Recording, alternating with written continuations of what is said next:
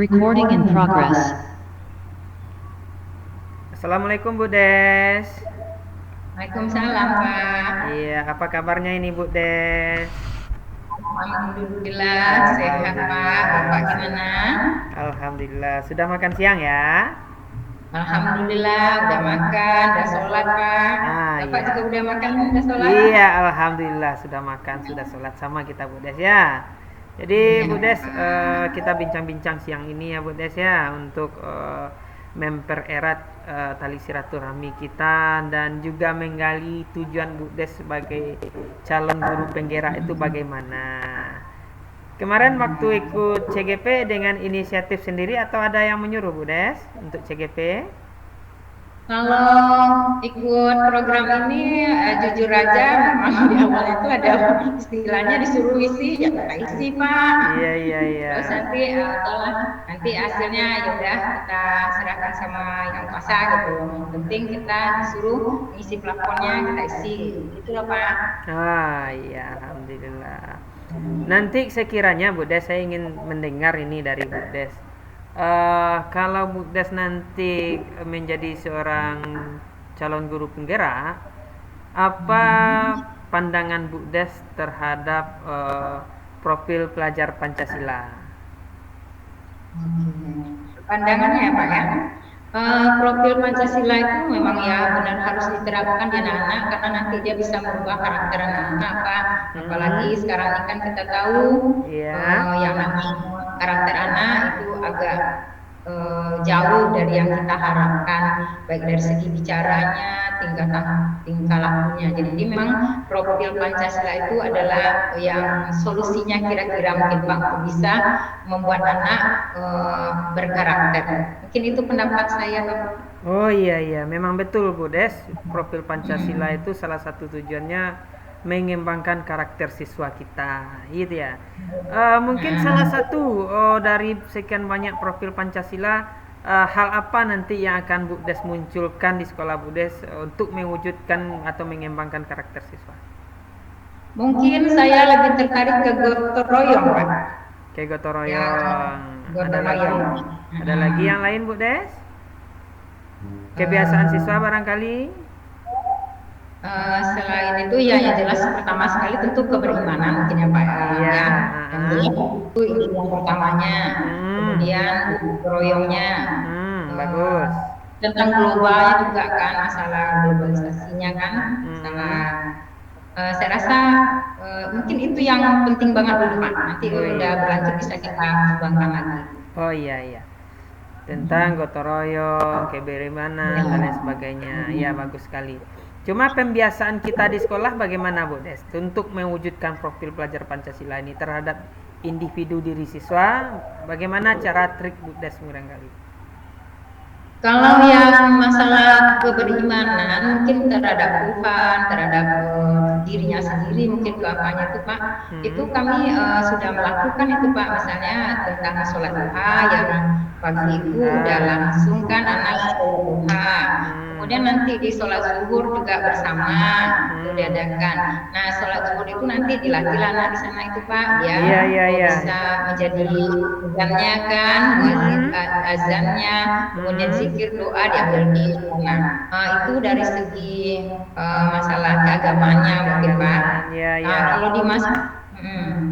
Kalau di masalah gotong royong itu biasanya Pak memang ada momen-momen misalnya kalau udah mau ujian atau kita mau dihibur atau apa itu kan ada gotong royong yang kita lakukan. Iya. Di sana lagi Pak.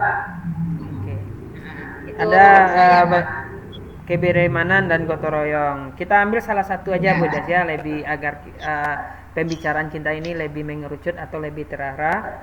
Salah satu aja, contoh kita mau ngambil yang keberimanan atau beribadahnya atau masalah gotong royongnya. Dari salah satu yang tadi yang akan kita ambil, apa hasil utama yang Bu Des harapkan nanti? Kalau yang dari masalah keberimanan itu Pak, kita udah bisa melihat perubahan dari anak yang biasanya disuruh-suruh untuk sholat duha. Sekarang udah mayoritas anak-anak itu kalau baru datang udah langsung ke musola, ambil wudhu dan sholat. Oh iya, sudah inisiatif sendiri ya Bu ya. Nah, berarti mereka udah kemandirian kan, nggak Iya. harus disuruh-suruh lagi walaupun masih ada, tapi udah lebih dari 75% udah Alhamdulillah. itu udah. Jadi sangat penting sekali ya, Yang untuk Bu. sholat untuk sholat yang apa zuhur juga udah kayak gitu Kak. Bahkan sekarang anak-anak juga udah dengan adanya kayak kemarin pesantren Ramadan malah termotivasi berlatih untuk menjadi apa imam, menjadi azannya, kemudian bisa juga untuk zikir, doa, tahlil. Alhamdulillah mereka Iya. berlomba-lomba. Iya, iya. Kemudian hafalan ayat surat pendek dengan bacaan sholat itu Pak Iya, kemarin iya. juga udah Mm. alhamdulillah udah Iya. berlangsung. Jadi situasi saat ini mereka sudah inisiatif untuk sholat duha sendiri, sudah Ya. sholat zuhur sendiri, atau sholat zuhur berjamaah, ataupun beruduk tidak perlu lagi diperintah, dan sudah melaksanakan setor ayat. Selain itu, apalagi keadaan atau situasi saat ini tentang keberimanan anak kita, Bu Des? Selain itu masih ada?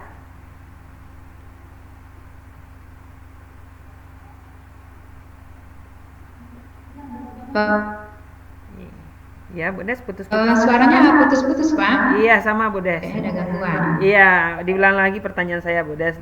Situasi saat sekarang tadi sudah Bu Des Ya. gambarkan. Ya. Kalau di sana siswa kita sudah sholat duha secara mandiri, tidak perlu disuruh atau diperintah. Sholat zuhur sudah inisiatif sendiri, berwuduknya ataupun setoran suratnya sudah semakin banyak. Selain situasi yang ada saat sekarang, situasi apa lagi yang belum Bu Des ungkapkan atau Bu Des ceritakan kepada kami? Situasi yang belum diungkapkan mungkin masih ada beberapa anak Pak yang memang harus benar-benar kita pendekatan ke mereka itu untuk bisa melakukan tugasnya atau kewajibannya itu. Mungkin Ya, ada ya. faktor tentunya, mungkin faktor dari rumah tangganya atau gimana. Dan jelas ada pendekatan ke kita, tapi ya secara berangsur-angsur Pak itu yang sekarang lagi kita usahakan supaya mereka bukan karena keterpaksaan. Jadi itu nggak semuanya Pak, ada beberapa yang maklum Pak Iya, namanya iya, iya, anak iya, iya. SMP karena anak-anak lagi mencari jati diri kan. Nah Iya, itu iya. mungkin belum terungkap tadi ya kira-kira itu karena mungkin ada problem dari keluarganya atau dari dia sendiri mungkin gitu Pak. Iya, oke Bu Des.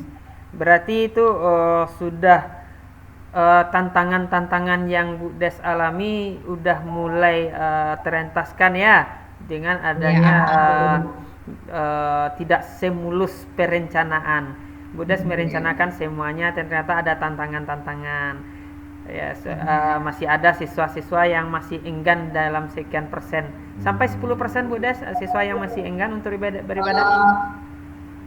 Kalau yang tidak mau itu paling ya 2 3 di lokal itu Pak. Mungkin kalau ada 5 lokal ya paling 10 orang. Mhm. Itu pun karena mungkin ya ada masalah. Kadang-kadang kalau kita tengok latar belakangnya Pak, memang Hah? kadang anak itu dari kelas 7-nya memang udah gak ke sekolah lagi. Akhirnya karena pendekatan wali kelas, Iya, iya, iya, nyambung iya, Bu lagi. Des. Nah, jadi ya itu Pak yang mungkin kendala yang dihadapi. Jadi banyak problemnya di sana. Jadi anak-anak mungkin entah mereka memang tidak ada motivasi lagi untuk belajar, tapi karena Ya. kerjasama di kelas, BK, Nah, alhamdulillah nyambung kembali.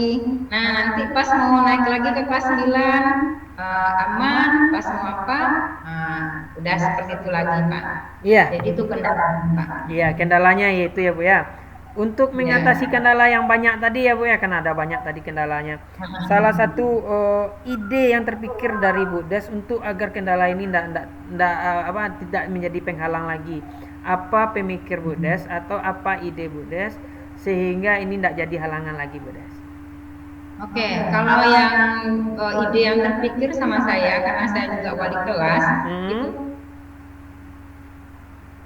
Hmm. kita lihat, kita udah tahu kita nama-nama anak kita, Iya, kita iya, cari iya. latar belakang anak kita itu kan Pak, Iya, iya, kenapa iya. dihubungi kan, kemudian Heeh. kita udah mengantongi nomor WA dia kan, dan perlu juga nomor HP orang tuanya. Jadi nanti secara apa kita secara intensif kita berkomunikasi dulu dengan mereka nanti misalnya. Nah besok jangan lupa pagi Iya. kita ingat. Kemudian kita juga melakukan seperti itu ke orang tua. Jadi nanti Bu bantu ya Bu mengingatkan karena anak kalau di rumah tentu ada di bawah kekuasaan atau kendalinya ibu lah. Bagus, bagus, Tapi bagus. kalau misalnya bukannya masalah, kalau di sekolah tentu kami. Nah Iya. sementara di kami waktu Kerjasama ya Bu Des ya, kerjasama. Nah. Alhamdulillah dengan kolaborasi itu udah berangsur Pak.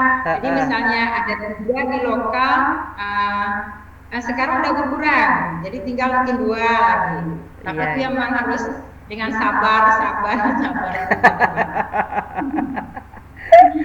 Iya Bu Des, sangat ya, tantangan sangat luar biasa sekali perencanaan Bu Des ini. Tentu saja kita ada rencana jangka pendek, ada rencana jangka panjang ya Bu Des ya. Rencana jangka pendek tentu saja yang akan kita laksanakan dalam waktu yang singkat, dan rencana jangka panjang yang kita rencanakan dalam waktu yang lama atau masih lama. Kalau untuk mencapai tujuan tadi atau menghilangkan atau mengurangi hambatan tadi, rencana jangka pendek Bu Des dulu apa saja ini yang bisa jadi besok pagi sudah saya bisa lakukan ini, apa ini jangka pendeknya ini? Kalau ya oke Pak, kalau jangka pendek kayaknya langsung kita ke anak kan Pak, kita komunikasi dengan anak, kita mungkin sambil santai-santai aja kita tanyakan, nah beberapa hari ini lihat kok nggak ada sholat duha, ada apa? Nah mungkin kita gali seperti itu aja, apa kendalanya nak? Kan nanti kita kemukakan sholat duha itu kan kita lunak membuka rezeki buat bantu orang tua kita. Oh iya.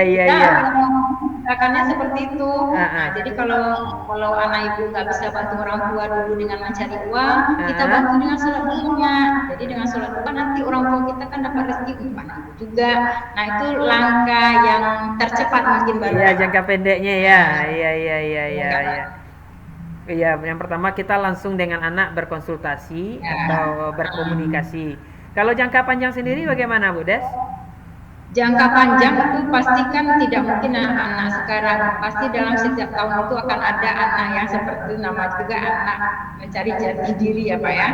Itu kita udah, kalau misalnya kita wali kelas 9, berarti kita kan harus kolaborasi dengan guru kelas 8, kelas 7-nya. Kita tanya ini anak bagaimana karakter anaknya, terus apa dia punya masalah dulu atau gimana. Nah kalau udah seperti itu kita buat perencanaan. Nah kalau anaknya kayak gini, inilah tindakannya mungkin. Iya. Ya tadi hukum. Jadi kita buat planningnya lah Pak, perencanaannya gitu. Nanti kita konfirmasi dengan guru BK. Nah bisa juga kita nanti dengan wakil kesiswaan. Jadi yang dilakukan selama ini seperti itu Pak. Kalau misalnya masih bisa terkendal oleh wali kelas, selesaikan dulu oleh wali kelas. Nanti kalau enggak baru masuk ke guru BK. Nah kalau dengan guru BK biasanya kami mengadakan kunjungan ke rumah. Iya, kunjungan rumah orang tua. Nah kalau enggak bisa juga nanti baru kita libatkan wakil kesiswaan. Oh iya. Nah kalau enggak juga Pak baru kita libatkan kepala sekolah Pak. Dan terakhir itu memang kayak dibuat apa loh Pak? Kayak dibuat semacam rapat kecil antara kepala sekolah, wakil kepala sekolah, orang tuanya. Konferensi kasus. Iya. Alhamdulillah. Oke Bu Des, terima kasih Bu Des.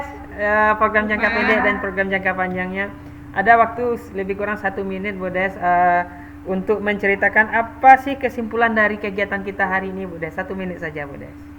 Kesimpulan kita hari ini untuk pelaksanaan profil Pancasila itu memang didukung adanya kolaborasi antara stockholder, mungkin antara wali kelas, guru BK, wakil kesiswaan dan kepala sekolah. Kemudian untuk pelaksanaannya itu kita memang harus membuat planning, perencanaan, ide. Mungkin ide itu bisa jangka pendek kita dan jangka panjang kita. Mungkin bisa juga kita melibatkan, kalau nggak bisa lagi mungkin kita libatkan ke komite dan sebagainya ada untuk bisa tercapainya keinginan kita itu. Ya, saya rasa itu kesimpulannya Pak. Iya, terima kasih Bu Der, sangat luar biasa sekali.